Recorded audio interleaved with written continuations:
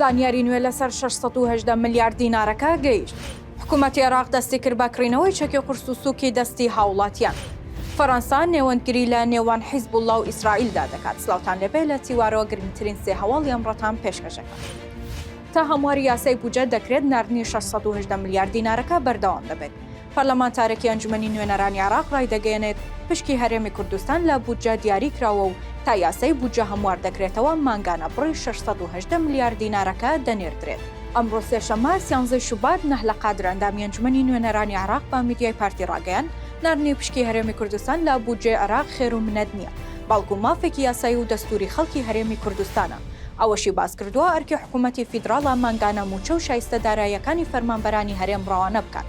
پێویستە ناردنی 618 ملیارد دینارەکە بەردەوام بێت تا یاسای بودجێ گشتی عێراق هەموار دەکرێتەوە، چونکە حکوومەتی هەرێمی کوردستان و حکوومەتی فیدرال لەسەر ناردنی پارەکە ڕێککەوتون.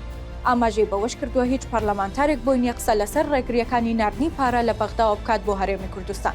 فەرمانبەرانی هەرێم دڵنیا دەکەینەوە تا هەموارکردنەوەی یاسای بودجە مانگانە پارە لە بەغداوە ڕەوانەی هەرێمی کوردستان دەکرێت بە مەبەستی دابەشکردنی موچە. وەزیری ناوخۆی عێراق لە هەنگاوێکدا بۆ سنووردارکردنی چەک لە دەستی خەڵکدا ڕایگەیاند. حکوومەت ئۆفەری کڕینی چەکی مامناوەند و قورس بۆ هاوڵاتیان دەکاتەوە.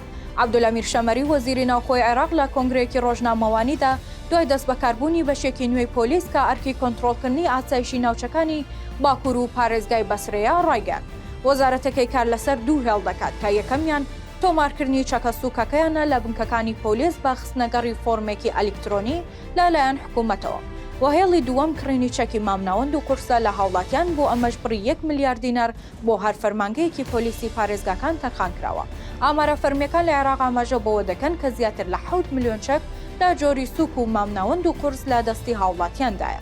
لەم چارچەوەیەدا راپۆرتەکان ئاشکرای دەکەن کە پێکدادانی عەشایری لە پارێزگاکانی بەسڕە و میسان و زیقار لە ساڵی 2022دا 1000 پێکدادانی تێپەڕاندووە کە هەندێکیان هاون و دژە زرەپۆشیشیان تێدا بەکار هاتووە.